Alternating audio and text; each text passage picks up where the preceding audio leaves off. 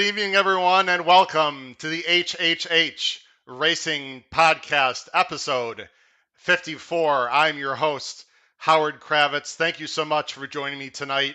We have a fantastic show lined up with a very special guest that I've been waiting to have on for quite a while. Before we get to our guests and talk about our handicapping, I'm assuming we have some new people to the show, as I know our guest has a lot of fans out there. So, welcome to the HHH Racing Podcast. If this is your first time, this is the fastest growing, hottest horse racing podcast and live stream in the country that started only in early February. And at this point, we have almost 20,000 views. You can find out more about the channel below the video player. If you're new to the show, please make sure that you subscribe right there on the right side of the screen. And after you subscribe, hit that notification bell so you know when new content arises. You can follow me on Twitter, as you can see on my next to my name tag and my banner there below, at H Kravitz. Always have some great horse racing information and other tidbits. And you can also follow me through my email, hkravitzhorse@gmail.com. Again, hkravitzhorse@gmail.com. A few other items, as you folks know. First of all, what's happening next week? As you see on the banner below, next week, I am very excited. What great back-to-back guests we are having on this live stream next week. Eddie Olczyk from NBC Sports will be here. We're actually going to have the show next Wednesday instead of Thursday, so a bit of a time change. I'll be tweeting out quite a bit early next week, but again, the podcast next week will be on Wednesday at 8 p.m. Eastern instead of Thursday, and Eddie Olczyk and I will be chopping up some of the big races on opening day at the Spa. Saratoga opening a week from Friday. Wow, a week from tomorrow. Very exciting. Can't wait for that. Eddie Olczyk will be on next week. Also, you can find me on the In the Money Media blog. I write for Canterbury Park Tuesdays, Wednesdays, Thursdays, and Sundays. Please follow me on In the Money Media, inthemoneypodcast.com. I have a daily blog. I've been handicapping there all meet long. You can follow me there as well. That's the banner right there. Excuse me. There's the banner for the In the Money podcast blog. And also, I have a race day blog. It's been very successful. I'd really appreciate for you to go ahead and purchase this blog. It's very inexpensive. It's only $12.99 per month. It's only about $3 per blog. I send it out Saturday mornings. Not only do I cover the main sequence we talk about here on the show, but also I talk about other stake races and sequences from throughout the country. We've hit pick fives, we've hit pick sixes with this blog. I believe it's excellent information. The information is right there below, but also below the video player, there's detailed information about how you can sign up in the description, by the way, below the video player. You can find out how you can sign up for the race day blog. I would really appreciate it. So, ladies and gentlemen, let's not take any more time. Our guest tonight to talk about the late pick five at Belmont this Saturday is a gentleman I have tons of respect for. I've been watching him for decades. I'm a huge fan. He's one of the best TV personalities and handicappers you will see on TV. I'm very proud to bring on from NYRA the one and only Andy Serling. Andy, how you doing tonight? I'm doing well, thanks. Thanks for having me on. I'm excited to see Eddie next week. Yeah, Eddie's coming on, a Chicago guy like me, so he'll be great to have on the show. I've had Michelle Yu, I've had your friend Nick Tammer on the show. I try to bring the heavy hitters on as much as possible. Clearly, yeah. No, I just texted Eddie actually. He said so nice. He made a reference to Harvey last night on the during the hockey game. That was awesome. And that's a great segue. Before we start, Andy, I know it's been a tough week for you and friends of Harvey Pack. I just want to give you a minute to speak about Harvey. I know you were on the Steve Bick show. For those people who might not have caught that, you spoke so eloquently about your feelings for Harvey and what he did for horse racing. But for those people that didn't have a chance to see the show or the broadcast, if you could just quickly talk about your friend Harvey Pack and his passing and your relationship with him and what he meant to horse racing. Well, yeah, I don't. You could do hours on Harvey, aside from giving me the name Little Andy. Um, Harvey, in a lot of ways, and I think Andy Byers said this on Steve Big Show yesterday, is kind of the end of an era a little bit. Harvey's one of the last links to a sort of bygone era in racing, at least, for somebody who was in broadcasting. And Harvey, in a lot of ways, was the father of a lot of really good things in racing, right?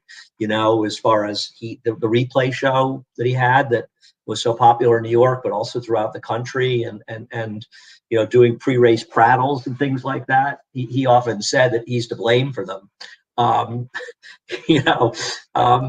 but he was also a good friend. He was a great supporter of mine. So I was very fortunate with Harvey. He watched the show pretty much till the end, really till the end. I talked to him last talked to him about 2 or 3 weeks ago, and he was still watching the show. And he a lot of your viewers, I imagine, saw him. Some didn't. There's some stuff with him on YouTube. It's available. I did a podcast, did a video with him about, I think, about 8 years ago, maybe. And we did a podcast with him. I know that Pete Fornatel did some stuff with him as well. And he was sharp until the end. And he was an incredibly funny guy, an incredibly sharp guy, a very funny guy um, in his occupation, but also even funnier alone. We used to drive to and from Aqueduct quite a bit together back in the mid '90s when I was playing full time, '96, '97, and we just had such a good time in the car. Talking about stories, whether it was racing or him going to the theater. I always remember him telling me he saw Streetcar Named Desire with Marlon Brando, thinking how lucky he was. Absolutely. He was just a legendary racing figure, and you saw the popular, the sentiments on Twitter. Fortunately for Harvey, he was old enough that he wasn't around for Twitter hate. Yeah, for sure. He very gladly, he's very happy to have missed that. Harvey probably would have been great on Twitter, but he was very popular, and you could see it on Twitter. I mean, there's so many positive thoughts about him, and every summer in Saratoga, people asked about him. I'm not sure he really believed me. I said Harvey, most of the time they ask me if you're still alive. So unfortunately now, if somebody asks me, I'm going to have to Right. tell them I he's heard not you still mention that alive. with Steve. So The I funny imagine a lot of anecdote. people at this point know that he passed away, but people every day in Saratoga, and not just one, people would ask me how Harvey was and if I had talked to him and how he was doing. And not just up in Saratoga, though. He was legendary in New York. He put me on television when I was about, I think, 14, maybe the first time. I put up a Wow. picture when I was on with him the day before my 16th birthday to Fern Finale. There was Belmont. My Wow. brother-in-law taking that picture. I You forgot sent about out a that great picture. picture on Twitter. I'm not sure how old you were on that That picture, was but the one. Yeah, oh, what a great that was picture that Belmont. That was was. a Fern Finale. There's Belmont. Unbelievable. Um, You mentioned yeah. people talking about Harvey. Folks, if you're watching live, please make sure you chat on the right side of the screen.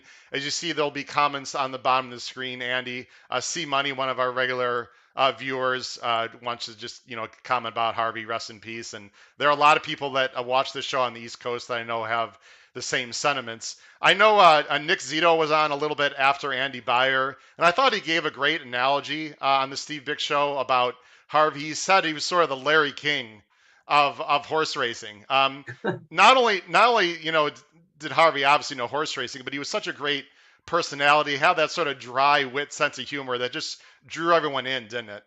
Oh yeah. I mean, the stuff he did in the Breeders' Cup in the beginning was legendary. He and Axe were on Pete Axtell for a couple of years together, and then I think Axe was off the show after that. Was great stuff. And, Nick was Nick. Listen, Nick was someone who spent a lot of time. Harvey's office was affectionately known as the sick room Right. for many years, and Nick was there quite often. I wasn't, I was in college a lot of that time and not always there, but Nick was. This was before I knew Nick, but oh yeah, Nick and Harvey were very close. Harvey Yeah. was enormously popular. He was a true New Yorker, but he really paved the way for so many of us, and I really do believe that. Um, I don't want to say my success, because a success is a sort of, I don't want to compliment myself, but I think a lot of my ability on TV and things I've done, I owe that to Harvey. He was a great supporter of mine, but working with him as well, you learned a lot about Harvey. And when we did those seminars, the DRF seminars together at Ciro's, Yep. they I were they were the best time, some of the best times of my life. Well, like I told you before the show, I turned 50 this summer. I'm probably right in the sweet spot of, horse racing fans, and I caught the end of, of Harvey's greatness, and I never had a chance to meet the man in person, but the stories I've heard and just hearing him through different, channels and whatnot was fantastic. So he's obviously going to be missed greatly, but he lived a full life to be 94. Last question, just in regards to Harvey. And this might be a tough one to answer, Andy, but what do you think the horse racing media landscape would look like if Harvey Pack, didn't do what he did? Well, I mean, I think that he gave a spotlight to a lot of people in the media and otherwise, you know.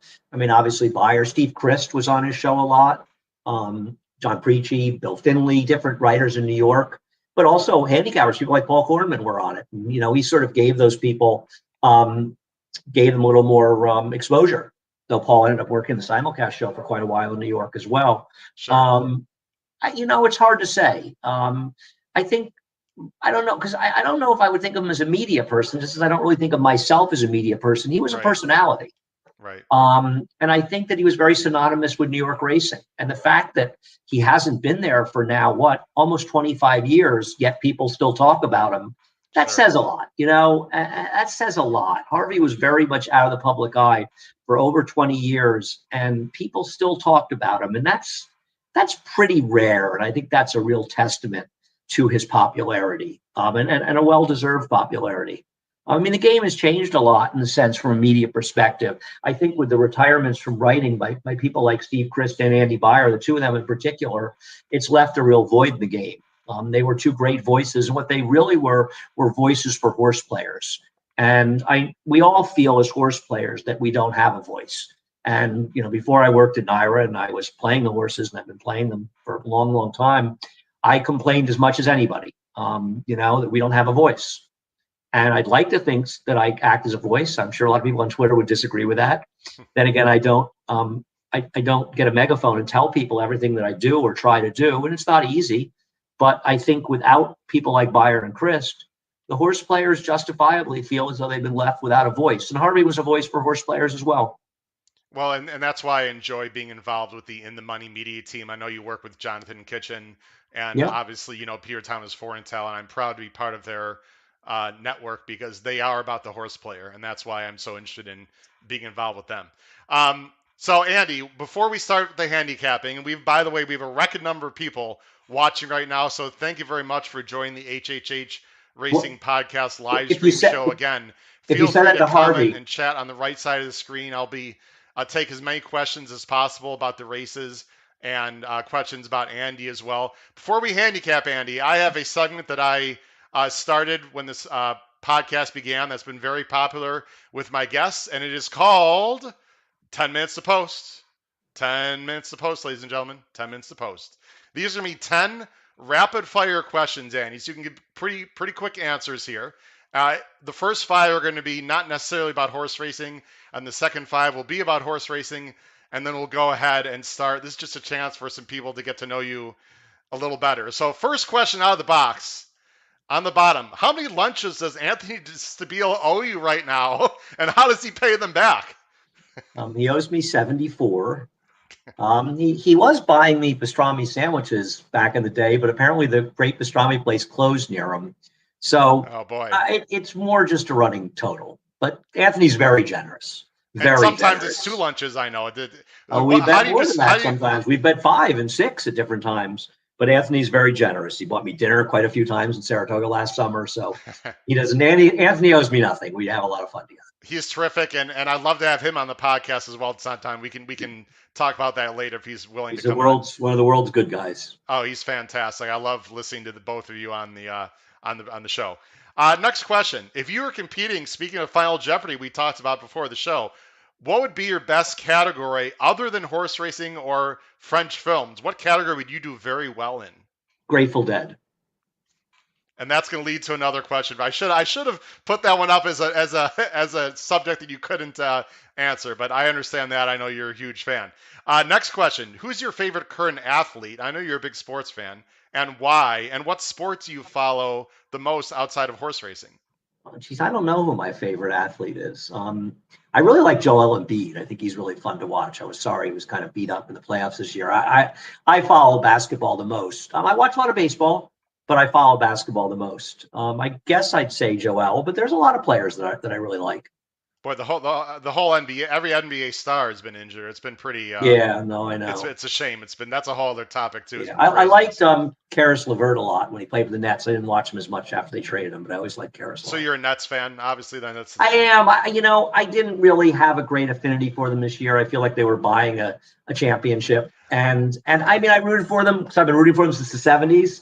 Because when I was a kid, they and the Knicks were both on Channel 9 when I lived in Sure. Saratoga, so I watched them both, and they were really fun to root for when they were lousy and they got good. When they went out and got all these great players, I watched, but I didn't feel like them winning was going to be such an incredible accomplishment. I was just gonna say, I hope you don't feel offended by the fact that I just feel like they were very likable this year. No disrespect to Nets fans. I just, based on They what weren't very likable. they were, No, mainly because I they get tried to that. buy the team, like you just If said. I didn't follow them, they would have sickened me. Yeah, I just, Not, I mean, I I don't think know. Durant's amazing and Harden was great, but I get what you Oh, mean. Yeah, I I have a get. ton of respect for their talent. They're just not Yeah, the most likable team. I'm Uh, with you. you almost answered this question already, but the best Grateful Dead concert you've actually seen in person? Could you narrow one down? Probably not. My favorite show was October. I think it's October 12th, 1984, at Augusta, Maine. Wow. I love that show. I loved it when I was there. It was this tiny place. I listened to it a lot, but there were a lot of great shows I saw over the Are years. you And one of also, those people that keeps ticket stubs and whatnot, or you're not very nostalgic about that? I have hundreds and hundreds of them in Oh the my God, look at drawer, in the this. bottom We drawer of my we did desk. not play on this, folks. He's But got them most ready and of them, most of available. them have like the song list written on them. It's like, Unbelievable. here's one for you. This one is from the Hartford Civic Center on October 18th, 1982. Can you put When that up to the some dead camera edge. so we can let's see?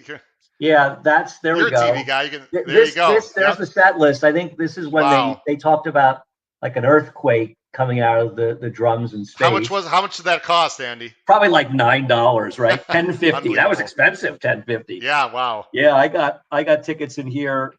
Here's the Garden, September 20th, 1988. Yeah, I got a lot That's of good tickets stuff. out here. Yeah, that Just I'll sitting tell you on the what. coffee table. Who needs coffee table books when you can have old ticket stubs? Yeah, April 18th, 82. That's the first tour I went on. I went into 10 shows of the 13 shows in the tour, that Terrific. starting in Duke. Yeah, That's good that's good stuff. stuff. Yeah, that was great. Last question, and not involving horse racing directly. I've got a lot of very interesting answers on this question with my guests over the last few months. The best or most memorable non-horse racing sports event you've ever been to? Oh, it's not even close. I was sitting courtside for Michael Jordan's double nickel Oh, the return to the Dow. Garden. Yeah, I Wow. have a friend. My ex neighbor, he's from Chicago actually, was an actor, and I was down in Florida playing at Gulfstream, and he called me, and he said, "Oh, I was looking for you last night. He didn't know I was in Florida because he had courtside seats to go see the Knicks Bulls, and he said nobody wanted to go because Michael's gone and they're not playing. So I said, oh, I'd love to go, and I said, I think they're playing next month. He said, yeah, I have tickets. You want to go? And I said, sure, that'd be great. So then, of course, Michael comes back, and he said that suddenly his phone was ringing off the hook to go to the game with him, but he had promised to take me, and it was a magical night. I mean, the I Knicks just was on lost. YouTube today, and there was like a half. It was like they had the entire game was on YouTube. Basically, you can watch literally the whole game. It's just Amazing game. It was unbelievable. it was a close game the whole Yes, it way. I was a was. huge Knicks fan back then, and the Knicks lost, but it was amazing. And Yeah, sorry Michael, about and that. it was, oh God, I'm just, it was just one of those nights you knew, and the Garden was electric. It was, yeah, it's not even close, and not even close. I've been to World Series games, but that was amazing. I know, folks, we have a lot of questions coming in. I'm just going to ask these last five questions for Andy, and then I'll try to get as many questions as possible for you tonight. These are all now horse racing. Best or most memorable horse racing event you've been to? Um, I guess the best would probably be Affirmed Alydar in the Belmont. But I'd have to say the most electric thing I was ever at for racing was Rachel Alexander's Woodward. It was this beautiful, beautiful day at the end of the Yep. meet. There were 30,000 people there. And normally that last Saturday, especially back then, we'd get 15 to 18,000 people. And they were there for the event. And the event lived up Yeah. to the Oh, billing. And it was just a magical day and a magical event. And really a day in racing that I'll never forget. A special place, beautiful weather, amazing racehorse. So I would say that's the day that I think of the most. But I've seen a lot of great oh, races and and great. I certainly don't have to tell you how great Tom Durkin was, but his call in that race, No, I'm getting chills right now just thinking about as Rachel raises the rafters at the spa. Just from beginning to end, yeah, his crescendo throughout the call was just, man, what a great race yeah, that was. a dramatic stretch drive awaits. Unbelievable. Yeah, Macho that was. again and Yeah, unbelievable. he was the greatest, Tom. It Ah, was just, you um, know, what's the favorite track you've attended outside of the New York circuit that you cover? you have it at the beginning of your podcast, Santa Anita. I love Santa Anita. I've only been there I, once, but if there's a more beautiful scene in the United that's States or maybe even the world, when you walk out on the apron there and you see the San Gabriel Mountains, I literally almost shed a tear, Andy. It was just Oh, it's. beautiful. I agree. The first time I went there was the Breeders' Cup in '86, and I went Friday and Saturday, and obviously it was a one-day event back then. And Friday the smog was so heavy that you couldn't even see the mountains, so I didn't know about Right. it really. And then the Saturday we got there, it was spectacular. Oh, it's I just love that place. Yeah, no, it's a. I also I Gulfstream makes me very sad because, as I'm sure some of the people watching were at the old Gulfstream. And I understand why they rebuilt it. And I'm not complaining about the current Gulfstream, but man, I love the old Gulfstream. I had so many, I went there for 3 winters for the whole meet back in the mid I've 90s, heard you talk other about those times. days. Yeah. Um, yeah, they were really some of the best times of my life. I love Gulfstream a lot. So I have a lot of nostalgia for Gulfstream, but there's nothing like Santa Anita. Yeah, I never had a chance to see old Gulfstream. I actually went to the Gulfstream for the first time about a year and a half ago. It's very commercialized now. It's very modern, obviously. It's wonderful in its own way, but it's certainly not the same as Different. it used to be for Yeah, I'm sure. not looking to get to have something negative to say about that. It's just I miss the old Gulfstream. Understood. Understood. Very popular question with my guests on this segment. Do you have a bucket list track or race day event that you'd like to attend? Not only it doesn't have to be the United States, it could be anywhere in the world that you have not been to. Maybe the Melbourne Cup, or That's maybe my number one. Cheltenham. Yeah, Cheltenham would be fun. I'd love to go to Goodwood, but it's during Saratoga to glorious Goodwood. Right. I'm going to try to go to English Champions Day this year at Ascot. Day you don't have to dress up. Right. No, you A haven't. lot of Have you things, been to Ascot also? I have no interest in going to Royal Ascot and wearing a goofy outfit. Yeah. I would like to go to Leopardstown I'd like that weekend, but it's Yes. right after Saratoga where they have, I guess, the races on Saturday at Leopardstown and Sunday at the Curragh. But Yes. I'd like to do any of those things. I don't have a specific one. I will get to them all. I've been to the Arc. Andy, from what I understand, the Melbourne Cup makes the Kentucky Derby look like a little just get together. I mean, it obviously is the race that stops the nation, but Australians know how to have a lot of fun, and that's my number one. I mean, not only do I want to go to Australia in general, but boy, does that look like a fun time that day at the Yeah, no, track I'm there. sure it is. Yeah, no, I'll get there eventually. Favorite horse? Two more questions, Andy. Favorite horse of all time? Oh, I don't know. I've loved a lot of horses over the years. I know I you guess probably hate that kind of I question, but I can't thought say I'd throw Die it out Never, there right? anyway. I can't say Die Never. I always had a great love for Die Dinever. Never. Yeah. Um, Good uh, horse. he was a disappointingly good horse. Maybe Slew. I saw him. That was my first Belmont Stakes live. Mm-hmm. Um, he was maybe the best horse I ever saw run. Okay. But it's a hard question. I've loved so Yeah. many horses, from the lower level horses all the way to the top. I have Sure. plenty of cheaper horses that I have a great affinity to too. And I don't want to say I only love them because they run in big races. I love that horse that's running on Saturday. Okay, honey. She's like one of my current favorite horses running. I think she's in the third race on Saturday. Yeah, I See, really Money's like her. favorite horse is Rockin' Cozy. There you Or go. that's your favorite horse, right? There you go. He's Yeah, yeah. suggesting that's your favorite horse. Sure. Mine's Rachel, by the way. I actually had a live stream a few months ago in between the breaks of the Triple Crown. We talked about our favorite horses of all time. Rachel's my favorite. I was a big fan of Holy Bull also Yeah, as he was well. something. He was a great horse. One Yeah. more question, Andy, for you, and I appreciate you answering these questions. You've sort of answered this. Maybe you can give us a number two. I had a Saratoga favorite moment. You said Rachel's. Is there another one that maybe stands out to you? Um, I'll keep these about horse racing. Um, We try to be PG, but you can That's listen. plenty You of can you can do great whatever you non-horse want tonight, racing Andy. Saratoga memories. Uh, my favorite Saratoga moment. Geez, I don't know. Hitting the pick six and being the only winner on Travers Day in '93. That's certainly up there. That would be a good one.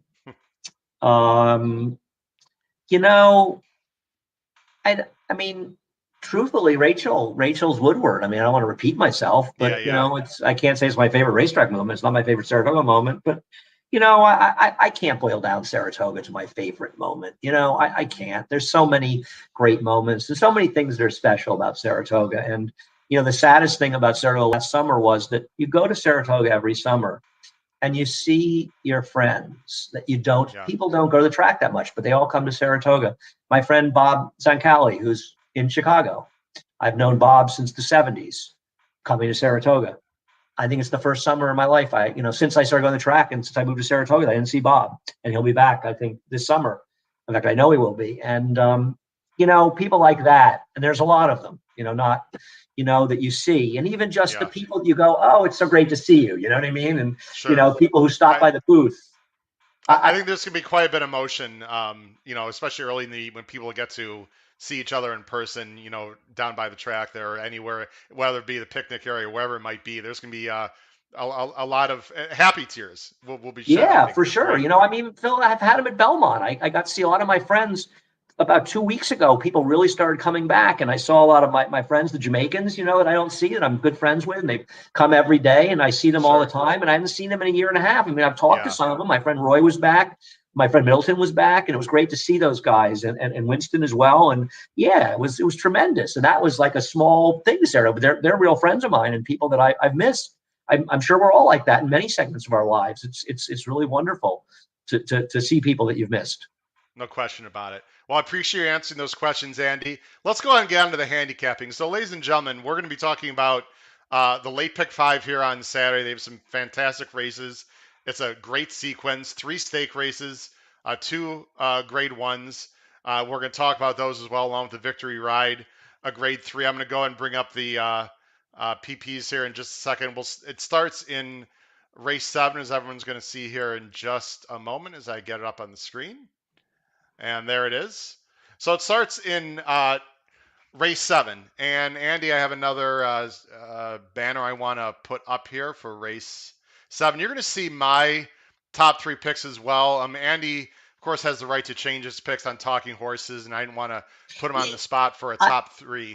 I normally wouldn't care, but last summer I really wasn't sure who I liked in the Whitney between Code of Honor and Improbable. And I picked Code of Honor, and I did a podcast with somebody on like Thursday. And I picked Code of Honor, and I wanted to switch it to Improbable. Not that it changes my life one way or the other. And I couldn't because I had done the podcast. So I understand. I You will apologize. not I will hold your certainly feet. give my thoughts on the races, and I have made picks, but I don't want to promise that something won't happen that changes my Right. opinion. Then no problem. Um, we want to hold your feet to the fire. So uh, on Saturday, there's 2 series that are starting, and Andy, just very quickly, if you want to talk about maybe how these series started in general, maybe the history very briefly. But the first race is, of course, the Belmont Oaks. It's $700,000. It's on the inner turf for 3-year-old fillies. They're going 1.25 miles. And this starts the Turf Triple Fillies series. And folks, you can see on the screen, of course, the Belmont Oaks is Saturday, followed by the Saratoga Oaks, and then the Jockey Club Oaks. And I heard an interesting stat, Andy, that last week, next year in the United States, half of the graded stake races are going to be turf racing, which I think is fantastic. Yeah, I mean, I think that's one of the thought processes behind this series. I hate the names. And listen, I could have, when they first started, I could have chimed in with a better idea. So it's not, I'm as much to blame as anybody. But I wish we had cleverer names or something. But regardless of that, yeah, I mean, it's something that Martin Panza came up with. And I think the idea is that, You want to create a series and maybe create some stallion interests.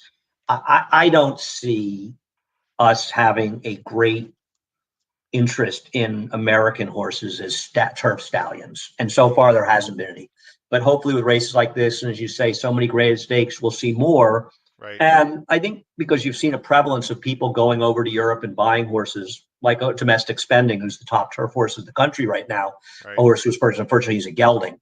So, I know you talked about Peter Brandt and his influence trying to bring some well, Euro pedigree over well, here. Peter's the one who convinced Chad about going to Tattersall's, and really, Absolutely. Klarovich, Seth Klarman, he basically just went, Chad said he was going, and Seth said, okay, you can buy some for me too. And obviously they got Newspaper Record and Digital Age, and they had a very study. They had about 5 horses, and 4 of them were stakes horses. And we'll see. I mean, this year's Belmont Oaks. I happen to agree with your picks. The only American I'd use is Plum Ali. The Europeans look very tough, and particularly Santa Barbara. Yeah, let's talk about one of the Euros.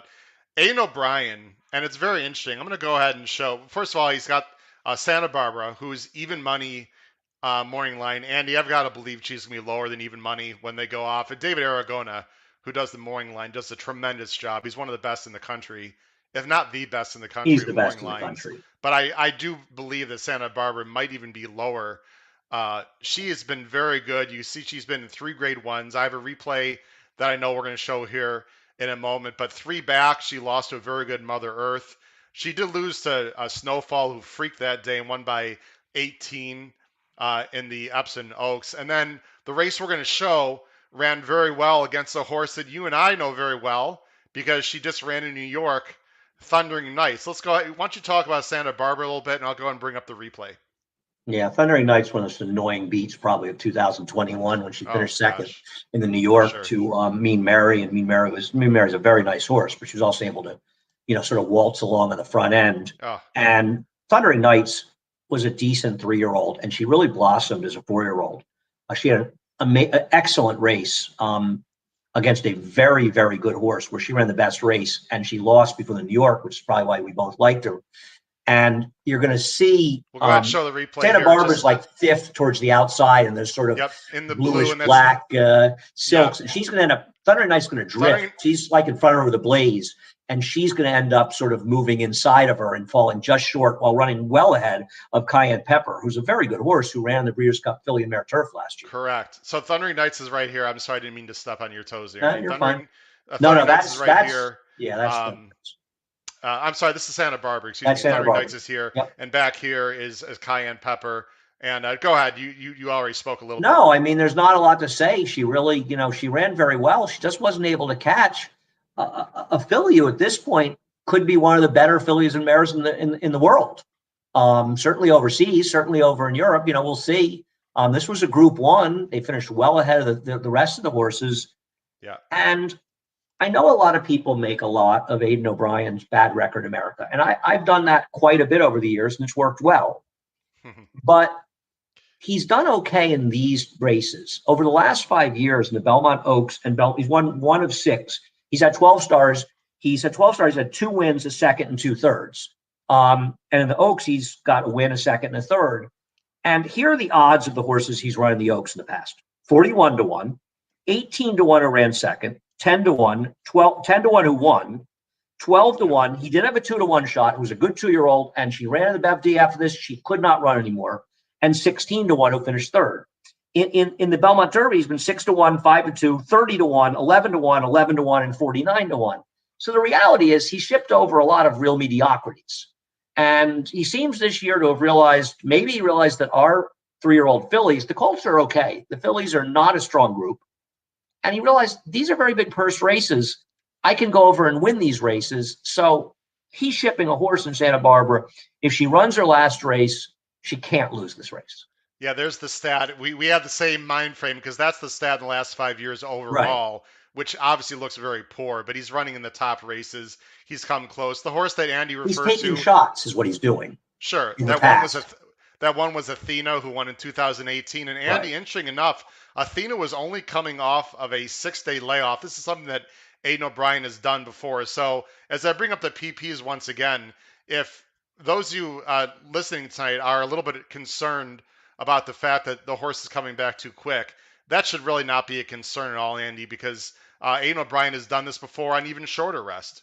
Well, first, it's 13 days, but you mentioned Athena. She was coming off, I think, 6 days. I think she ran a 6 days, Sunday. correct. Yep. And yeah, she won on a Saturday. And when he ran together at Keeneland, she finished second in the first lady against Olders and came back a week later and won the Group One, the Grade One Queen Elizabeth. Yeah. So he's done it before.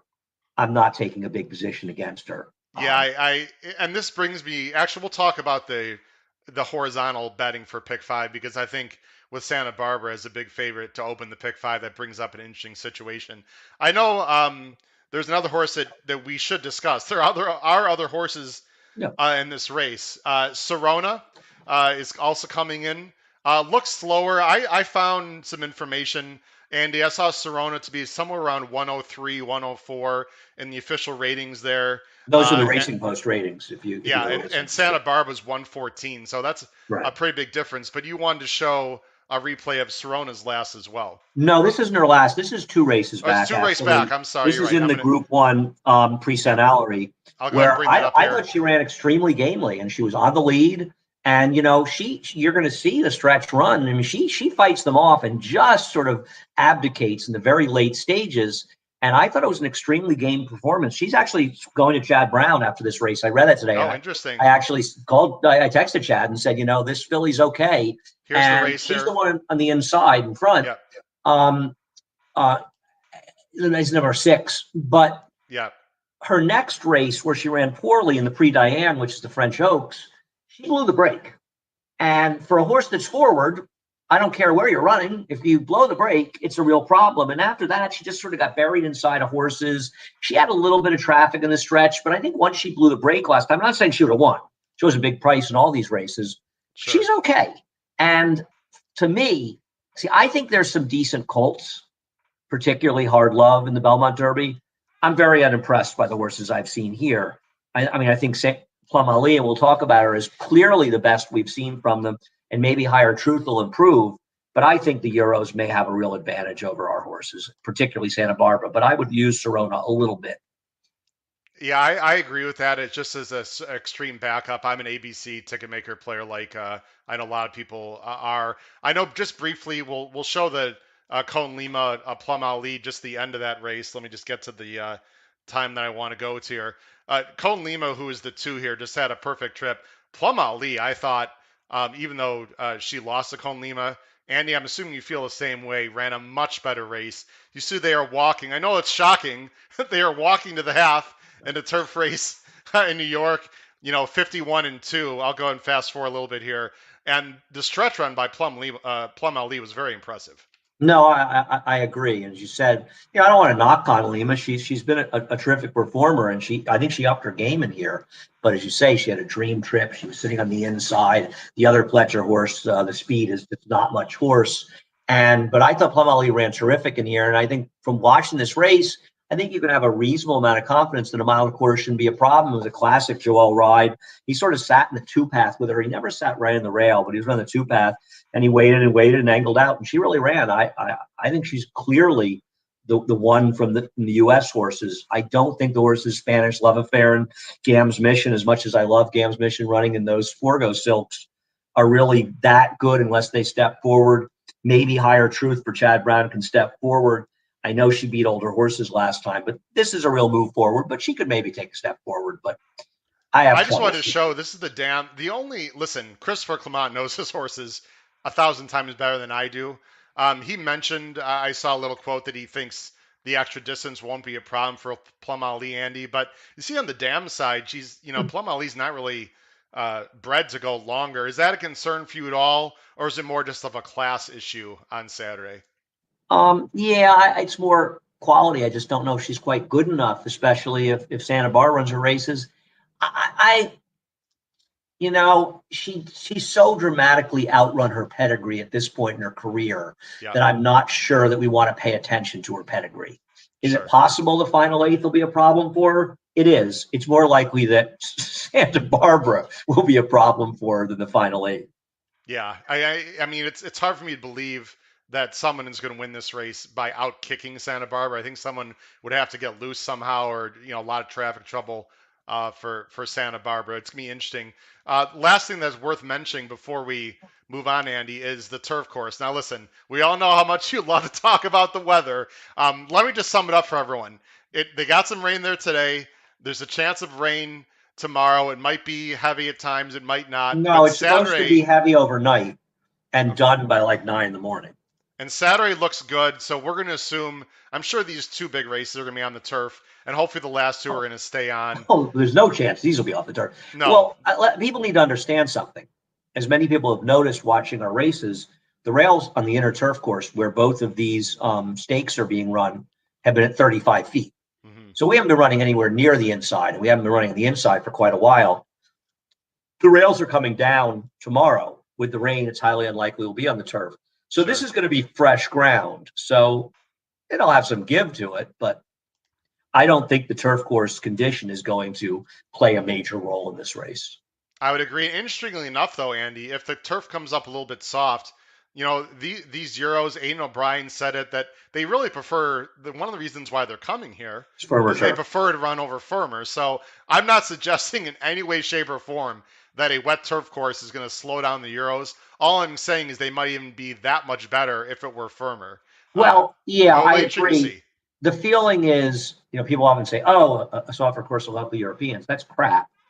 All that really it means is that they probably have more experience over Of course. because they water their courses. They're never super hard, super firm. So they have an Right. experience edge, but they still have to like the going. And I'm glad you said that because, yeah, I don't think these horses are guaranteed, though clearly Serona ran very well on a soft course at Long Shot, which is very Yes. soft. So we know she can, that's probably the best race she's run. That is, I think Santa Barbara did run on a yielding. I have to go back very briefly. I mean, Yeah, listen, Plum Ali on, ran a on good course last time, so I don't think that the course condition is going to be a big factor here. yeah, I would agree. I would agree with you there. And I know you mentioned this also earlier this week. I remember, I don't know if you tweeted out or I remember hearing you mention that it seems like these zeros have such a big advantage in these races because they've already gone these distances, and Right. these 3-year-olds on turf in America, even the most talented ones, haven't gone the distance. So although the turf course might not be a factor, I think stamina could obviously come into play, and therefore will help the Euros even more, just because they can get the distance, as opposed to the Americans, Andy, who are really not sure. Right. That's my problem with this series. And I'm very supportive of what we do at NYRA. And I like the fact that we're trying something new. And this is only the second year that we've been able to run all three races. I don't like the third legs because Mm-hmm. what's going to happen, and it happened the first year, and we predicted it would happen before it happened. Moderate Euros are going to come over here and dominate those races. You're Yeah. asking 3-year-old fillies to go 11 furlongs and 3-year-old colts to go 12 furlongs in the middle of September. We have not trained them for that. We have not had prep races for that. And over in Europe, they have. And they're going to dominate those races in all likelihood every year. And they're races that are written with I don't have a problem with Euros coming over winning races. Listen, they always came over and won the Man of War. The Turf Classic was created partly, to get Europeans, Trillion and Weah and those horses coming over in the 70s. And you go back, Exceller came over this country for those turf races, so many of them, Dahlia. So that's okay. But those races are written in a manner that it's an unfair advantage to them. So that's what I don't like about the third leg of Yeah. the series. I get I it, but I don't like it. I will be listen. If an American wins that first leg, I'm probably gonna be out of the pick five. I might use Plum Ali as an extreme backup. If you're new to the show, I will send out my ABC ticket. It's on my blog, so please purchase the blog, and I send out more details with my ABC. But Andy, I'm going mainly through Santa Barbara and a little bit of Serona in All this right. first leg. I'm with Let's you. go ahead on to the next race. A very interesting race, and a horse, Andy, that I know you wouldn't know this, that I have been following for quite a while. Anyone who is a fan of this show knows I've talked about a particular horse in this race quite a bit, way back to the fairgrounds. Andy, I'm going to go ahead and let you get started with this race. It's the Grade 3 Victory Ride. It's 6.5 on the dirt, restricted to 3-year-old fillies. What's your early impressions of this race? I do want to say with Overcharge, the 4 and the 8 Shop Girl both entered at Monmouth. cross-entered. I have a feeling they'll scratch. Hmm. It's too bad. I kind of want to see Overcharged, and I love seeing those star guitars and Louisiana bred. I was kind of Sure. hoping to see her against the big girls. Maybe look at that race. She runs well. They'll come to Saratoga for the test because she might be pretty good. I mean, listen, the prep race of the Jersey girl, where Australasia won to stay undefeated, and she's kind of a cool horse, another Louisiana bred. And she's 6 for 6, right? Right. And she picked up in the duel, and I thought Bella Sophia really legitimized her first effort with a very, very game performance, dueling down the inside. Unfortunately, first she draws the rail, so she's going to be under the gun as well. And Miss Brazil, and By the way, he's we selling just her saw it right there. I'm sorry now, to right? interrupt. Go No, ahead. that's fine. She broke through the gate, so Yeah. I think people should know that she didn't run off. No. Um, it wasn't a bad decision to run her back in this race, unlike events that may have taken place in the recent past, I'll let which you go shall ahead and just talk through the remain replay if you'd like. nameless. But what when Miss Brazil didn't broke the gate, she also got left. Yeah. And while you can argue that she sort of fell into a very good trip sitting fourth, I don't think I don't think it really worked out for her. I think breaking the gate probably addled her a little bit. That's probably why she didn't break. You could argue she had a good trip after that, and she failed, which is not an argument that I'm going to take a big stand against. But I feel like breaking through the gate, she wasn't her normal sharp self coming out of the gate. You're talking about a horse who her prior lone dirt defeat was to search results, who's one of the top 2 3-year-old fillies in the country right now. So she's a very talented horse. Yes, she gets there. Yes, she hangs. Yes, she sort of sealed the deal here. It's kind of amazing that Australasia, who seems like she's really spinning her wheels back and forth, Yeah, I gets just want up. to go back. I'm sorry. The first No, time it's I fine. watched this race right here, I'm like, why is this horse floating out into like the 5 path for no reason? I thought she might be done. It was a sort of a. What do you make of that, Andy? It was sort of Did, strange on did, the did turn there. Joel want to get her out of the kickback? I don't know. I mean, I Yeah, don't think a horse that's 5 for 5 going the race is likely to having trouble with the kickback, but I guess anything's sure. possible. Whatever the case is, she comes running, and you got to give her credit. I mean, that was a huge step forward for her. And I'm not somebody that believes horses run to their competition, and she got a very good trip to win this race. But I think you have to respect this horse, and I think to suggest that she can't win right back would be really foolish. If Bella Sophia had drawn an outside post, I would like her more. Though Totally I'll tell agree. you right now, with the scratch of likely scratch overcharged, if she ends up being scratched, that will help her a lot. Yes. Because Red Ghost and probably Miss Brazil, I still think that they're going to be a top her, and I think that Miss Brazil will probably get the best of her. I don't get Red Ghost at all. I don't like her races from out of town. Um, Agree 100%. I don't want any part of I it. just And think those. I was not aware of the cross entry. It's the reason, by the way, why I don't have Bella Sophia in my top three, Andy. But that would change my thinking a little bit. You also, Cox also has Inject, the number two. Now it is different ownership, so I'm not going to suggest any kind of rabbit or any kind of nefarious intent here. But you have to believe Inject is going to be going of Oh the two yeah. Brad Coxes, which will Mm-hmm. even help Is Australia she even more. fast enough? Correct? I don't know that she's really fast enough. Maybe though, we'll see. I know she Sure. looks like she runs bigs. I'm not sure, but she may be, and that's a reasonable point. How they allowed them to name a horse Inject, I'll never know. I mean, Yeah, come that's on, interesting. How'd that get serious. past the Jockey Club? I don't know. Well, Interesting. I think it's a reasonable question, honestly, and they've gotten some names have gotten past them that Yeah, shouldn't, and there shouldn't be a horse running named Eject. And I I would mean, agree with you we can there. laugh about it, but it's not a name that I would have allowed. No, It sends kind of a bad message, like gas station sushi. Uh, for sure. I didn't think she was good enough, and I'm not saying you're saying she is, but listen, they could be aggressive with her. Tyler's an aggressive rider, so that could be the case and could speed it up. And obviously, you're hoping it speeds up because apparently you're in love with Super Sensational, who will certainly Listen, even be flying up front. Andy, I've not, and again, I was not aware of the cross entry situation, but I've talked about Super Sensational. I loved this horse on the fairgrounds. I thought she got two horrible rides, to be perfectly honest. And I'm not one of those, jockey haters, but Declan Carroll did not give this horse good rides in those first two starts. Johnny V was much more aggressive. Well, I'm going to show the replay very quickly of the end of the eight bells as I talk about because I think it's a little misleading. The short comment says blocked, upper stretch. I think at a crucial time, Super Sensational could not get through. I think this horse absolutely wants to sprint. My only concern is I wish she had some works over the surface. I know Cassie's got his, main horses at Churchill and trains in the winter down at his training center in Florida. But obviously, the service at Churchill is not the same as is Belmont. Andy, as I get the 8 bells up, do you want to talk a little about Super Sensational in general? Your Oh, she's in my impressions? play. I mean, my picks are 3, 7, 5, and I Okay. don't think they're going to change. So she's in my play for the same reasons you said. I want to use the closers, and the 5 and 7 are the right two closers in this race. I don't think there's any argument against her. And I didn't see her trip as clearly as you did. I did think that she was shuffled a little bit at a key point in the race and probably didn't have her absolute best chance.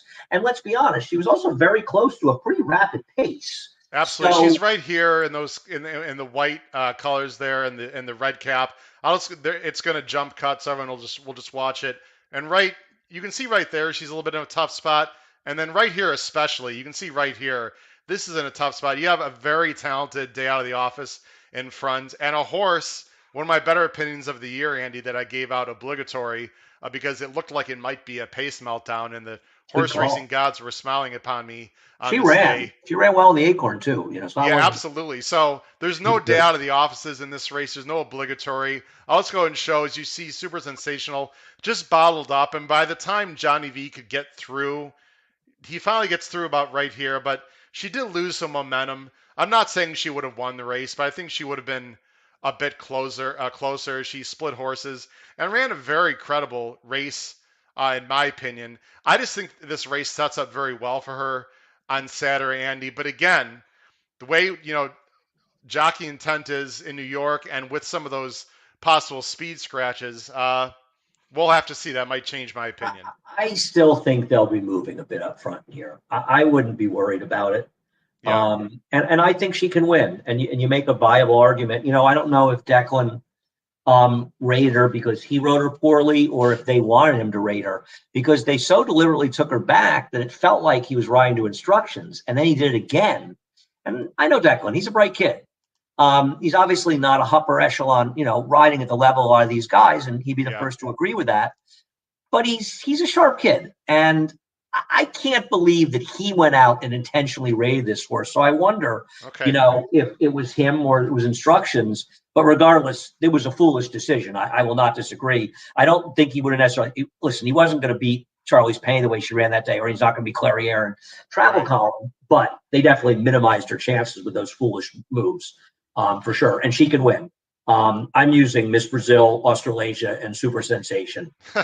And folks, we did not, Andy, verify for our listeners, we did not talk about our picks together before these races. So I And would, I don't think we're picking particularly off the wall horses, so it's not no. that Although we, surprising. we don't have the one who's obviously going to take money, you would think, in this race. Yeah, So well, she can win. She's my fourth choice right now. I would have her as a C. I don't sure, think she's impossible in I here. agree. She's run well in both of her starts. Agree with everything you said. Let's go on to the next leg. This is the other grade one of the day. It's the Belmont Derby. They're also going a mile and a quarter on the inner turf. These are for the males. And again, Aidan O'Brien is bringing over a very talented horse by Galileo. And the horse's name is called Bolshoi Ballet, 7-5 morning line, 3 for 6 lifetime. Has ran really very well in all starts except in the Epsom Derby last time. And I know you have information as well as I do. Why don't you talk a little bit about Bolshoi Ballet, Andy? Well, I mean, they said, the immediate reaction from Aidan O'Brien was he didn't know what happened last time. But then afterward, they said he cut his hind leg in the race, Right. and they felt that could have been the excuse. He sucked in the Epsom Derby. I'm not going to, defend his performance. It was bad. But his prep race, the Derby trial, and this is a horse that was under 7-5 in the Epsom Derby, which is one of the toughest races for 3-year-olds to win anywhere. It wasn't the usual huge field. I think it was only 11 horses. Sure. He made a bit of a middle move before he flattened out, but his win in the Derby trial, 2 back, he got a 117 Racing Post rating, a 119, and this is the win, a 119 time form rating, and that's a European time form.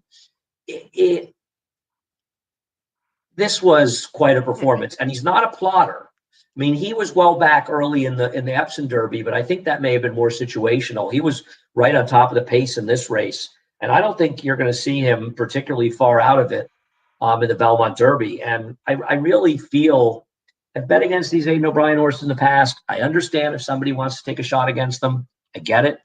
But I really feel that this year there's a sea change in the kind of horses that he brought over. Excuse me. Yeah. Well, Both I'll of go to these let horses. you. I'll let get your win there. If anyone out there is thinking, well, the horse got a little cut on his leg, you might listen.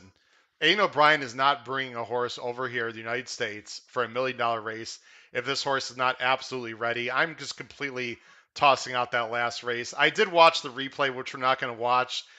He was a bit uncovered in the 2 or 3 path, didn't run well, but again, he would not. He could bring over probably 10 different horses, Andy. You've got to believe this one is absolutely ready for sure. And if you look at his second start, actually his first 3 starts were all on off turf. So again, if that's an issue at all for anyone, don't worry about that either.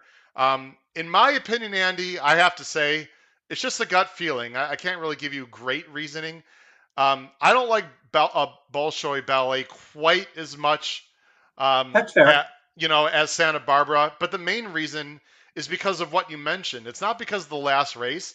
It's because I think the 3-year-old colts from America here are decent and could upset. But I do like about Bolshoi Ballet, as you touched on, is this horse does have tactical speed. I'm not going to show the start of the race, but how many times, Andy, do we see these Euros, come very slow out of the gate and put themselves in a bit of a jackpot? This horse looks like he breaks absolutely fine, and I expect him to be pretty close to the early lead. I would assume you feel the same way. I don't know because there is some pace, the four Sainthood, Du Jour, Hard Love, even Safe Conduct. These are horses that can be forward.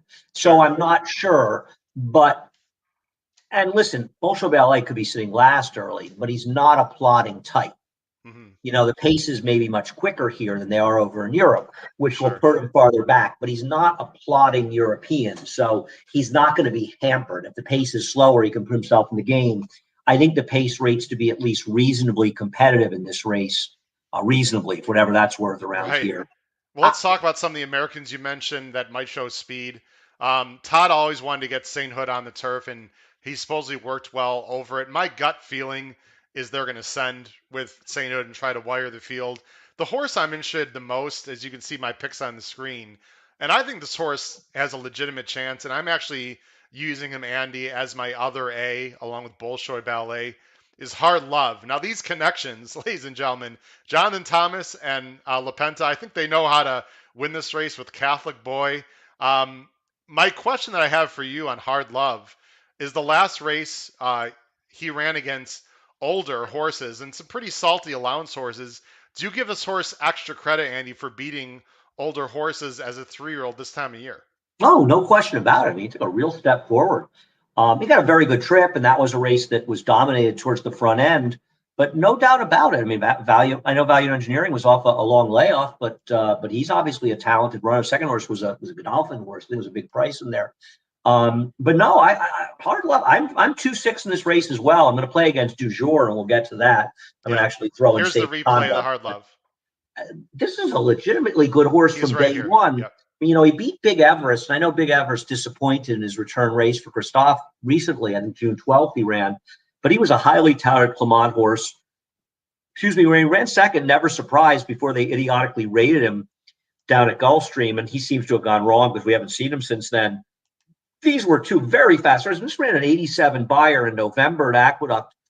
That's an unusually fast race for a 2-year-old turf horse to run. And then he just sort of needed his race in the Woodhaven, and he ran fine. He won. No, this is a good horse. No, I'm going to argue that he's better coming into this race, perhaps than the Catholic Boy, or certainly as good. I know Catholic Boy had beaten Analyze It in the Pennine Ridge coming Yeah. into it, but Hard Love he's the real deal. No, I'm using him as well. I have Yeah. great respect for him. No question These are about it. hard knockers. I mean, he beat Desert Peace, Value Engineering, Winning Factor, and you see in the next race some of these horses have come back, Andy. And for those of you that are not familiar with Formulator, it's a great tool. You can see the buyers there, about third from the right side of the screen. Winning Factor came back with a 91, Journeyman an 89, Opry with a 93. So obviously that was a key race, and I see no reason why Hard Love can't get a great trip here and a big shot to win. Do you Mhm. give any chance to any of the other Americans? Let's talk about Du Well, Jour a little bit. And I I think do we have have the to talk replay of about Du du Jour if you'd jour. like to see that as well. Well, I mean, this horse its owned partly by Bob Baffert's wife. The one problem I have, du jour's been very good. I'm not knocking du jour. That last race came up fast. This horse could not have gotten a better trip. My God, did this horse get a great trip. Never left the fence until the very late stages. Got a good pace to run at, and just everything went his own way. I'm not going to be surprised when he runs well in this race, but I think Hard Love's a better horse than he is. I may prove to be wrong. I can't knock the races he's run. He's won his last Yeah. three races all quite easily. This Sorry, was go a ahead. very, very good trip at Churchill. And overall, that field was okay. But you look at a horse like there's somebody in here that was in that race, not Cellist. Hidden Enemy, I think. Hidden Yes, Hidden Enemy was the Enemy came fourth. on the outside. He came up Yeah, for third, I think. Okay. I maybe, just got maybe the replay up here. Sorry about that. Let me go ahead and he came show up it for to you. fourth, and Here and it he is, was no, Andy. yeah, and he was no factor behind Cellist in his next start. And I Yeah. don't think anybody's sort of confusing Cellist with a major player in here. He's not a bad horse. I just don't know if he's as good as this one. This is a much deeper field of American horses in the Oaks, as you said. And so I Perfect. respect Azure, but I thought he had a dream trip last time. Yeah, I'll let you And talk through the stretch. Azure here, I know it's hard to see, but they're going to jump cut it to the pan shot in a second. The Azure focuses on the inside here of the 5 horse, of course, formerly trained by Bob Baffert. As I go ahead and show it, Andy, and this angled out beautifully. What a great ride by Flavian, by the way, as usual. Right yeah, there. I Go ahead. mean, he's behind the sort of inside behind the gray with the pink silks. And no, I mean, he just got an absolute dream trip. But to be fair, he finished. It's not like he didn't run well in finishing the race. So he's okay. And it's not This going is to hurt to Hidden be in Enemy Bill right Mott's there. barn. Sorry, this is Um, Hidden Enemy right there. no, is it? Is that an enemy? I thought it was. I could look again. I'm sorry. No, you may be right. I'm I I believe it was was. I'm a little confused. That's Yeah, okay. yeah. But anyway, I didn't think it was the strongest field, and I agree. Not only the Americans much better in this race, Andy, but now he's got to face some monsters, Euros, and he got a perfect trip. I'm completely against this horse. If he wins, I'm going to lose. Sorry about that. I don't see it. Um, and by the way, I have a stat for Bill Mott. I love Bill Mott. I mean, who doesn't love Bill Mott? I don't want people to make too much of this, Andy, but I found this to be an interesting stat that I thought you might find interesting too. He's only 1 for 13, 8%. Obviously, it's a small sample size. First start after the trainer switch in a graded stake in the last 5 years, and his one win was with Horologist. But listen, he can obviously train a turf horse. I just found the stat to be interesting. That's all. I'll red board. The first meet I went to at Keeneland for the whole meet was 94. And it's the first time I ever spoke to Bill Mott. We're very friendly now, but this was when I was playing full time. I didn't know anybody. I went to Keeneland. I didn't know a soul. I didn't know anybody. And he had a horse. I forget her name in the Jenny Wiley, which was a grade 3, I think, back then. Right at the beginning of the meet, they paid $50 on a trainer switch to Bill Mott in the Wow. greatest stake. Yeah, yeah. Okay. I forget her name. No, but I hear you on that. I don't I'm think. not suggesting by any way, shape, or No, I form don't. that people should go away from She du would jour. definitely I move just the thought it was an ROI interesting up on stat. that stat, but that was also 27 years ago. Sure. He's obviously done lousy since then, or at least in recent years. I'm guessing this is one of the better ones he got. Yeah. I don't want to completely just ignore safe conduct because he was extremely good in his last turf race. I mean, he just buried Public Sector, who I thought ran sensationally in defeat in the Manila the other day. I don't know if he wants a mile and a quarter. I don't know if he's quite as good as these horses. I think Safe Conduct's a pretty good horse. What do I think? He's probably going to be better off in a race like the race like the Hall of Fame up in Saratoga, Sure. or the Saranac. But he's a good horse. Safe Conduct. Is he as good as Howard Love and Bolshoi Ballet? Probably not. But I don't want to completely fall asleep on him. He was really good two back. He crushed that field.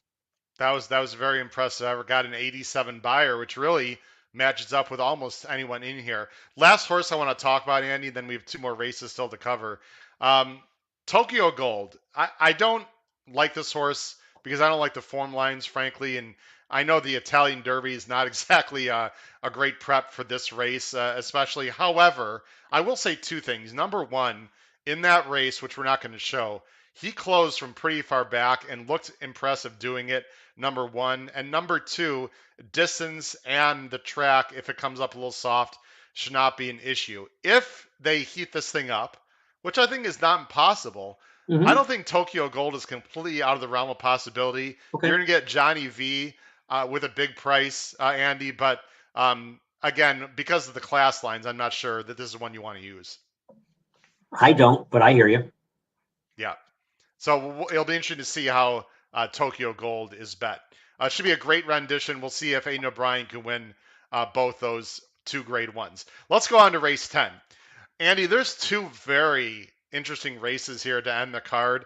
And again, folks, we're hoping it stays on turf. If not, obviously we're not going to give too many dirt opinions. We're going to expect. Well, it's fairly simple on dirt. I mean, the 1A is going to be an enormous favorite on dirt, and the 5 Abans, which Natan Pletcher is the other horse. I mean, it's a private purchase, but it's sort of 1A and 5 on the dirt. I don't think. Okay, so you see, there are my personal picks. I pretty much agree with Andy on that. If it goes to dirt, we'll show those horses.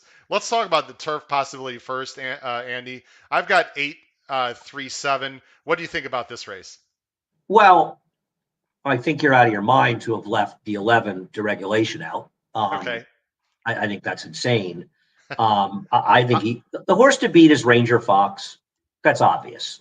Yeah. He's the speed, though I think deregulation will be much more forward in this race. I thought that Eric was a little bit unaggressive with him, and then he made that big middle move. But one thing on Ranger Fox, he lost to a very good horse in Soft Power last time, but he had the absolute run of that race. They had taken the rails down. The rails the inside was good. That was an inside dominated race. Even the winner was on the inside until the stretch. But he ran very well, and he's the horse to beat, and there's just no argument against that. I do think deregulation has a chance to beat him. No question about it. I thought he ran really well in that race. He made this ridiculous 4-wide middle move on a race that was totally dominated by horses that were on the front end. So I prefer him. And is this that race? No, this is Belmont. Well, I want to show this race because my top choice, who was the 4 in this race, broke very slow. As you're going to see right there, you see the 4. Ranger Fox is the 8 in this race. I'll go at Andy and show the previous race as well, but I do want to show because I have the 4 on top on Saturday. That's Migrate. You're talking about. Migrate, right? Broke 5 lengths slow, and you see. Wait a minute. He broke about a length and a half slow. He didn't break 5 lengths slow. Okay, fair enough. But he ended up being about 6 lanes back. Right, but he's right outside of the winner, Soft Power. So let's not. Who also broke slowly. I mean, to be fair, he didn't break well. I don't disagree. I'm not in love with the way he finished. He's in the 3 path right outside of Soft Power, who's in those red and white Carvis silks right now. I think that's a fair statement, Andy. And by the way, the fact that you don't like that I don't the 11, I love the first time Andy Serling criticizes my picks. My life is complete. Thank you very much. Well, no, I'm using the 8. Don't get me wrong, but we're going to talk about stats in a minute. I'm using 3, 8, 11 in here. Okay. There's no question about it. Let me just talk about Migrate a little bit. I think Alvarado wanted to get Migrate to the outside. You see the 1's going to angle out, and there's some bumping. And you see the 4 had to go to the inside, but he's hanging a little bit.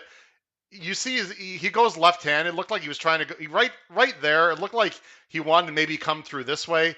But I don't know if it was greenness or whatever, but he stayed on the rail. And you see he's sort of lugging in, and Junior's going left-handed. I thought it was a bit of a subtle greenness. I might be nitpicking there, but Migrate starter. I don't think that's unreasonable. No, I mean it's a 3-length difference there, and considering the break, I think Migrate's got a big shot. But let's go back to the previous Ranger Fox. Well, wait. Let me just finish on Migrate. Let's just hang on. Migrate ran fine.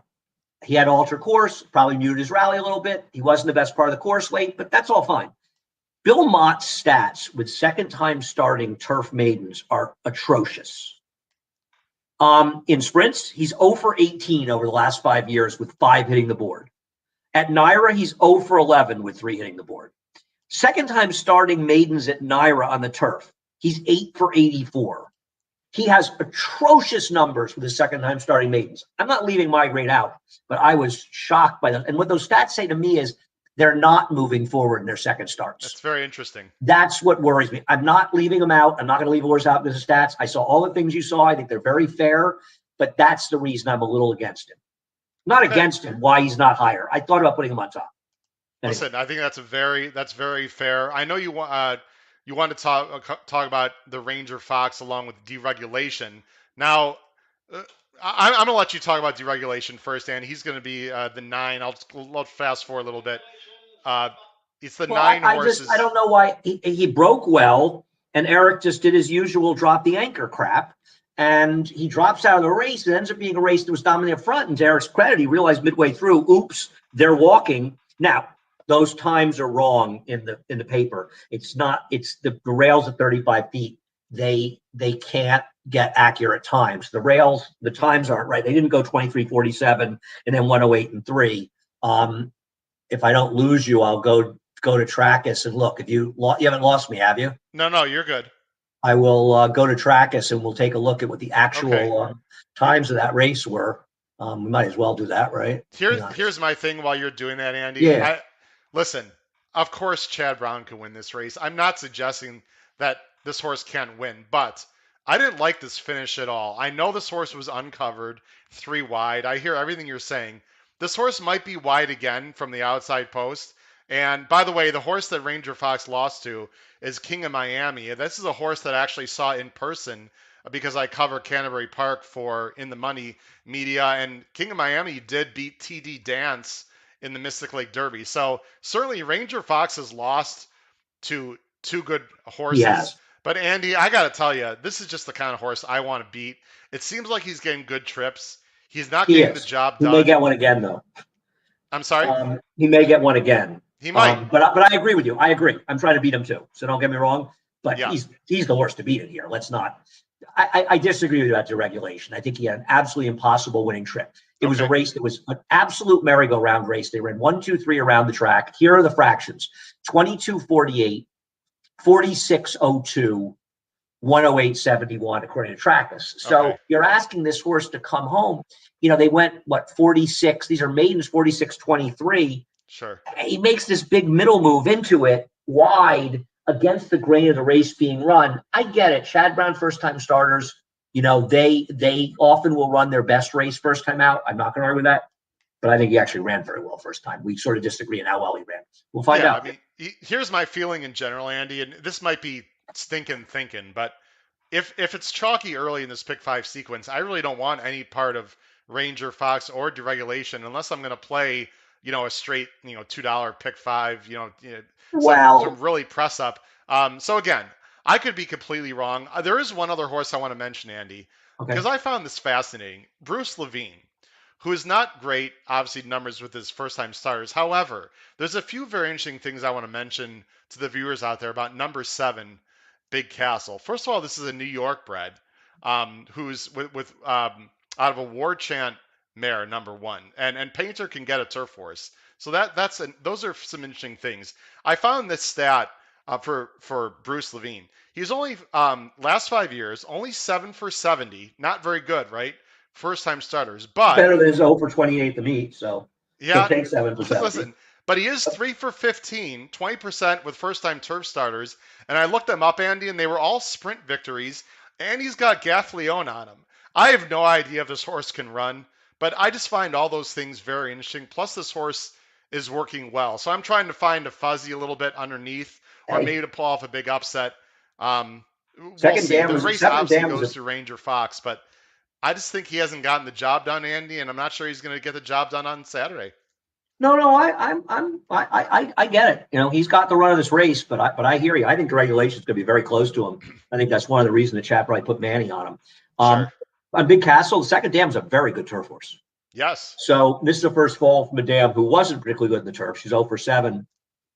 Her best Meyer thing was 67 in the turf. I think she ran 72 in the dirt. Yeah. But I'm not going to argue with Bob. You want to throw in? I love Listen, Bruce. Bruce I'm is looking, very sharp. like I said, I think there's Iron Goddess, the Grand Am, like you said, was a Yeah, nice yeah. horse. Iron So Goddess, Mig rode her at her first turf start. I think it was the last race on Belmont Stakes Day. Bid like $13 or something. yeah. Yeah. She Is won that at is that in 26 there? to 1 in the stage view. I mean, she went Yeah. up some pretty big prices for Hushin. Yeah, no, she was a nice horse. Absolutely. Very Schwartz on her. All right, we're coming up on that 8:15 time, Andy. Let's get on to the last race. And I know, again, I know a lot of people are listening. Thank you so much for joining our show tonight. If you have questions, please ask them on the right side of the screen. I'll get to some of them either before or after. I'll Andy, stick around to answer a few questions. I don't want to be rude. And I no, do want to no, watch. I listen, want to we've watch already, the basketball game, and I have to. I have we to keep. I'm appreciate that. Let's working on go ahead. cleaning my apartment because I'm going to Saratoga. So All right, let's go into the last. once every year, I got to clean it. You know. We all understand that. Let's go into the last race. Another fascinating race.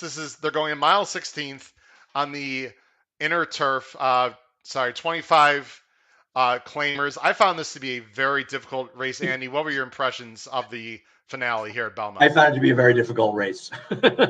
I'm using the 4 and 3, your second and third horses, but I picked Rejected again on top. I'm hoping she can outrun Honorable Hero early. Honorable Hero does have an aggressive rider, assuming Ruben Silvera rides her or Yeah. him. I think that Rejected Again's been running against tougher horses the last couple starts. I know he lost a Mandate 3 starts back. Mandate's form has gone off a little bit. We'll see if Jose Ortiz getting on him can wake him up, though. I'm going to use him a little bit in the drop down as well. I'm going to use Soglio for what it's worth. The notas are on like an 0 for 12 or something run over the last, I think, 7 racing days. So are you saying Which the track's been a little quieter then? Is that what you're trying to yeah, say? no no, comment. no comment. I get you. They're a streaky outfit, forgetting about all the Yeah, other stuff. They're a yeah, streaky yeah, outfit. They win in yeah. bunches, and I think it's notable they're not running. But to suggest that Soglio can't win this race would be silly. For what it's worth, they are 2 for 8 off the claim on the turf with a positive ROI. So I'm sort of 5-4-3. I had counter offer in their fourth, switching to Rob Atras. But I agree. I mean, I think playing multiple tickets, if it logical, you want to get as many horses as you can on this ticket. Sure. I looked at Rejected again very carefully, Andy, because I know you've mentioned this on this show so well. On this inner turf, it's driving me absolutely crazy, especially on the inner turf. Boy, just aggression is so important. We've seen bombs win. We've seen lower profile jockeys percentages win this race. You had called it exactly right. Interestingly enough, this whole race to me revolves around a 30-1 chop because if Silvera sends like he should on paper, I don't see any way Rejected Again has a chance to win this Well, race. that's a very valid argument. He could really get in his way. On the But other hand, who maybe if he knows, right? goes all out, then Louis will rate behind him and he'll quit a quarter mile into the race Yeah. and just take over from him. But it's very valid. I don't disagree. If the 10 wasn't in here, I would love the 5. I don't love him. Yeah. I mean, I don't like the he others. ran. I think that Noble Thoughts races have been atrocious, and he's outposted with the rails coming down, and Baru is outposted. So I want to Yeah. stick more with the 3, 4, 5, and 6. But I hear you on the 5. I'm worried about the 10. If he scratches, I think you would move him up, and I would move him up as well. Yeah, Or let's I've already talk got him on top. very So. briefly. Mandate's last good race was deceptively good. It's on May 2nd against Rejected Again. I'll let you go ahead and talk about the key points. He made a middle move. He was wide the entire way into a slow pace and still beat a Rejected Again. This was a very good effort. And the horse who won the race got an absolute dream trip. I think Joel was riding a 10 of that day, and it's just like Yep. perfect trip. I mean, to be fair, I wasn't in that day. I was taking the train back from Boston. I think I was home by then, but I'd been at the Derby, so There we go. Sorry, it was but slow for some reason. it just worries me that he's run so badly for Wayne Potts, Yeah, and he's he a is horse who's claimed from Todd Pletcher. excuse me. He's the 6th horse in this race, getting a wide trip. Sorry, against Rejected Again. Go ahead. Right? No. You're absolutely right. If he were to run this race, he's the horse to beat. There's no question about it. It's just, I know he's dropping, and I do think he'll run well in here or better in here, but you have to be a little concerned because he's run like absolute trash in his 2 races. I mean, don't forget, Attentive gets a perfect trip to beat him in this race. Right. He ran against Attentive last time and got smothered. He might just not be able to run anymore. Yeah, it's going to be interesting. I think the post you see, when I watched the replay for the first time, Andy, I just couldn't believe how well Mandates stayed on here. It was really incredible to me. You see the Rejected Again's on the wrong lead also there in the stretch, so that's never a good thing. But the post, I think, could matter quite a bit here because, again, if it's on turf, because Mandate is in the actually, it's going to be the 3 hole if it's on turf because the 1 and 2 are both going to be scratched, if it's on turf. So Mandate's going to actually have the 2-hole, and Soglio doesn't show a lot of speed. So you would hope that Jose, by the way, huge jockey switch on Mandate also. Well, let's Mike not beat up Leslie. on Mike Leslie. The poor guy broke his ankle. I know. And Listen, I like he's Mike a Leslie, deadhead, and he's a great guy. So you're never allowed to be mean about Mike Leslie when I'm no, around. no, He's the no. man. I know. I'm kidding. Not being mean, but he's not The Luz Jose is a great Ortiz. man. So all due Yeah. respect. I don't think Mike would argue that getting Jose is a good switch, but Mike's a terrific rider in his own, and he's also one of my favorite people at the track. So listen, he's had a great career, and I love when these veteran guys keep riding and doing well. You mentioned if it just very quickly, Andy, for the last comment, if it does go on dirt, I think it's the 1A, I believe, or was that the last race? I think Villainous will probably win. I mean, I'm not sure Obsessed can run anymore. To be honest with you, I have not looked at the dirt horses. Okay, I apologize. I was thinking the previous race. Well, actually, Rejected again could just wire this field in the dirt. Yeah, he could. I mean, I don't want to. Let's not talk too much about the dirt. Actually, it's my fault because who knows who's going to be in and out of this race. We'll just mention the viewers. I thought the one Obsessed would be interesting if it was on the dirt because of his early pace, and I wasn't sure Villainous could run at all. I mean, I don't know what happened last time. I don't either. And now Linda's dropping him back to the 25, but that last race is just. I know it was Chris and Dave and etc., but. I mean, that was absolutely. He sucked. He sucked in there. I agree. And the race was dominated the front end, but he was atrocious. No, I agree. Yeah. But his race 2 back was okay. I don't love him, but I'd probably be 2-5 if this race was on the dirt. I maybe I use Obsessed, but his last couple races since he went bad for Todd. I don't want any part of him. Let's quickly talk about ticket construction, and then, folks, I know a lot of people have been commenting. I promise, right after this ticket construction conversation, I'm going to bring up a lot of comments. And Andy, again, feel free to leave whenever you need to. We greatly appreciate your time on the show. I'm not going to use the S word in regards to. Minutes. Okay, I'm not going to use the S word in regards to pick 5. But let me just ask you this quick question. You see my caveman ticket on the bottom, and I play ABC tickets. I don't play cavemen. But in general, Andy, let's just talk generalizations. In any pick 5 sequence, for someone that likes to play horizontals, if the first leg is a moto obvious 3 to 5 can't lose horse, in your opinion, would you single that horse and move on, or would you just play maybe the pick 4? And we all want everyone to play the pick 5, of course, but in your opinion, what would you do as a handicapper in that situation? Well, let me say something that's important that everybody understands. There's no CAW play. There's no computer assisted wagering in the pick 6 or pick 5, the late pick 5. So that's a real advantage. So you want to play the big 5. There's been a lot of BS thrown around by some irresponsible people on Twitter about my comments about ticket construction. Everybody should do whatever works for them, first of all. I'm not telling people how to construct their tickets. I don't have all the answers. I know what works for me. My point about singling is that I absolutely understand why that concept became so prevalent. The people at other places that give out tickets, whether it's racetracks or other networks, you're not going to give out $150 tickets. You're going to give out a ticket in the $48 range. So in pick 4s and certainly pick 5s, but even pick 4s, pick 5s, you can't make a really reasonable ticket unless you find somebody to single. So that's why this became some sort of vernacular. I'm not criticizing why these do it. If I had to make tickets all the time, I would have to find singles in all likelihood to give myself a chance to win. And I'd be rolling the dice.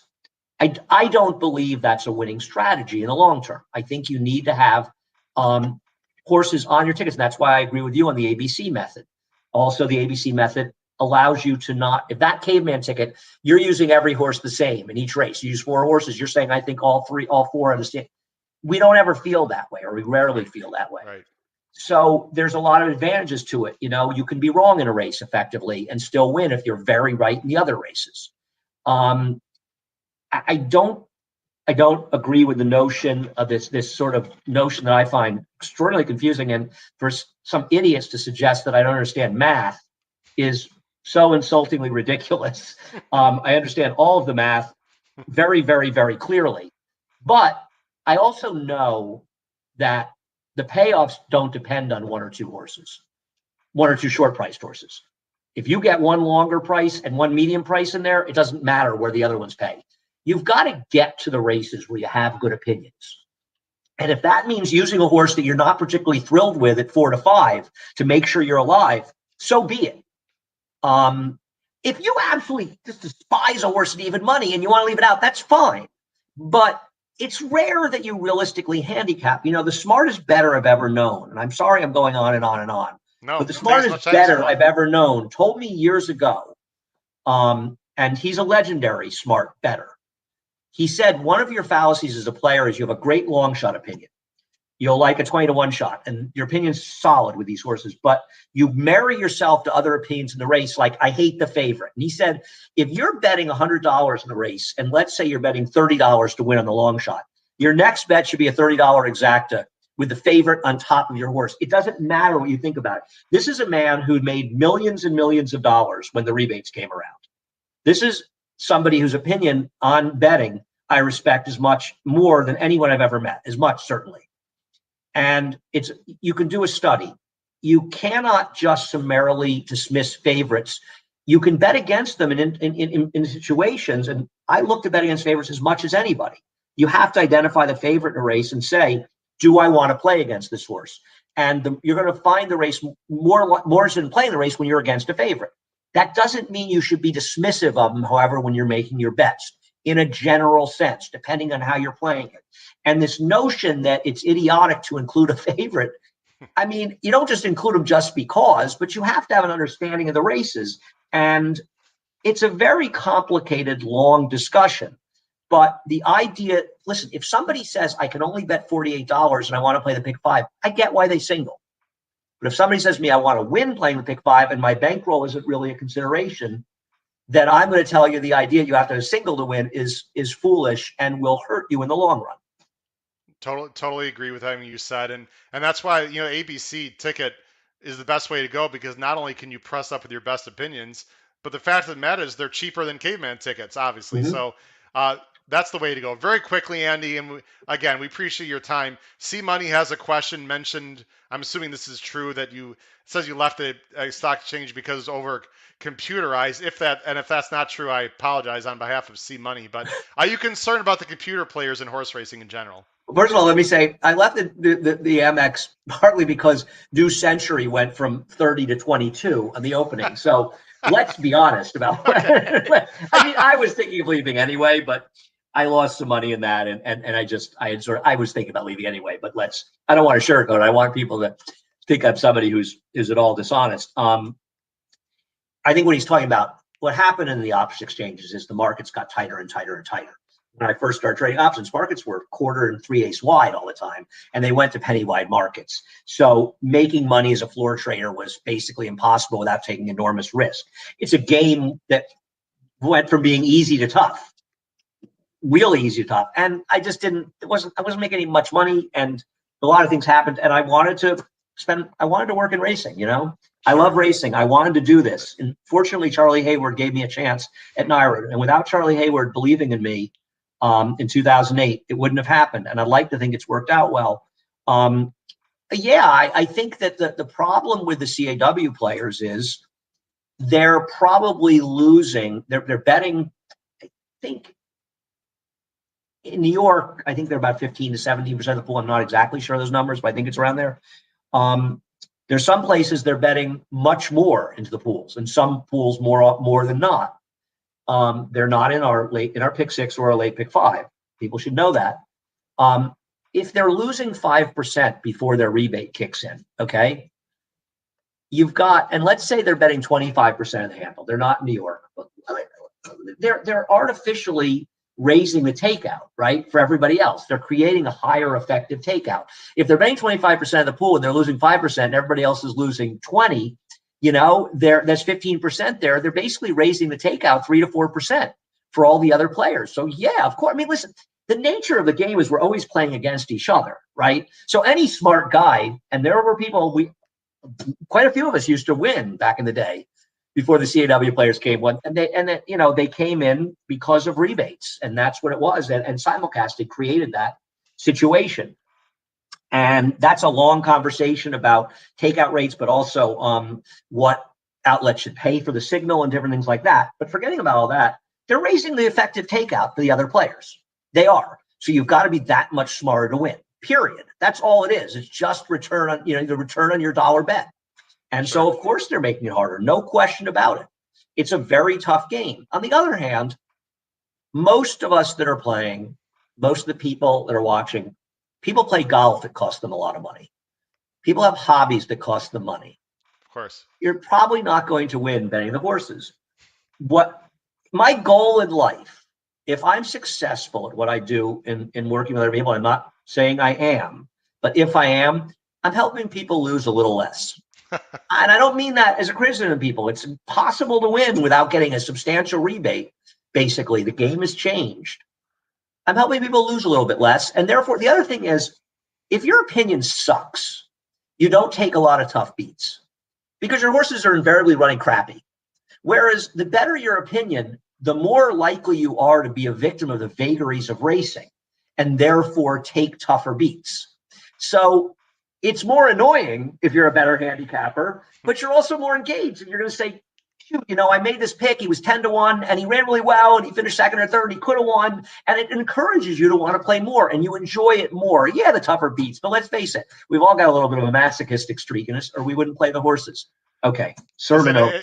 It's a tough game. This is the first year I'm really being a public handicapper through Canterbury. And listen, I'm not going to give people 6-5s and 7-5 shots. And if I'm wrong, I'm wrong. That's okay. I'm like you. I like to take stands, Andy. Go with your opinion. If you do your homework and you do your job and look at replays, then you have to feel okay. You just roll the dice and whatever happens, happens. But I've always believed if your opinions are well thought out and articulated well, you can't blame someone, if a horse doesn't win or lose. There's a zillion things that can go wrong in a horse race. Yeah, I mean, so I never worry about that. My friend Seth Klarman, who's a very respected investor, talks about process. And you make an investment in his business and it may not work out. But as long as your process was good, there's always going to be a percentage chance that something bad's going to happen. Just because you're successful doesn't mean you were smart.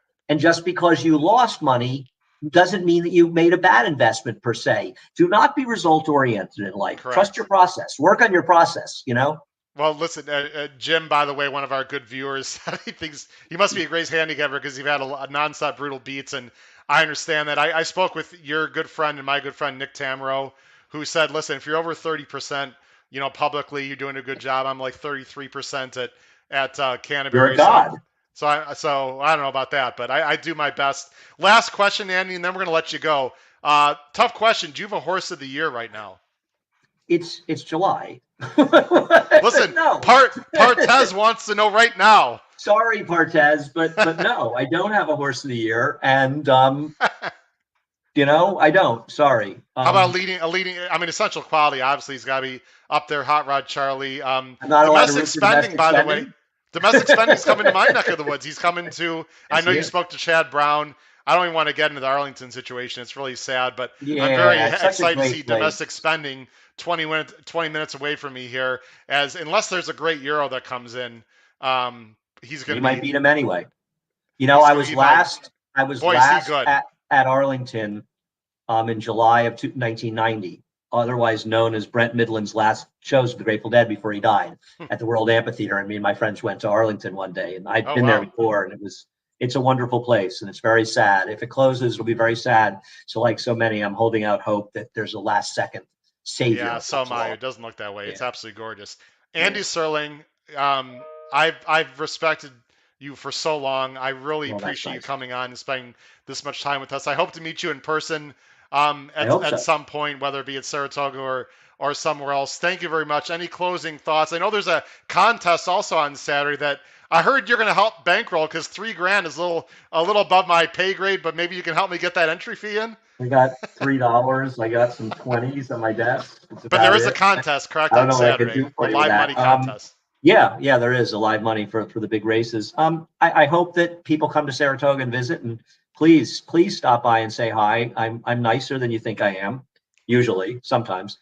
stop by, and I hope people come to Saratoga, or I hope you go to Del Mar if there's somebody who goes out to Del Mar, and I hope that we all can enjoy our summer in a way that unfortunately we weren't able to last summer. But I appreciate you having me on. I've had a great time.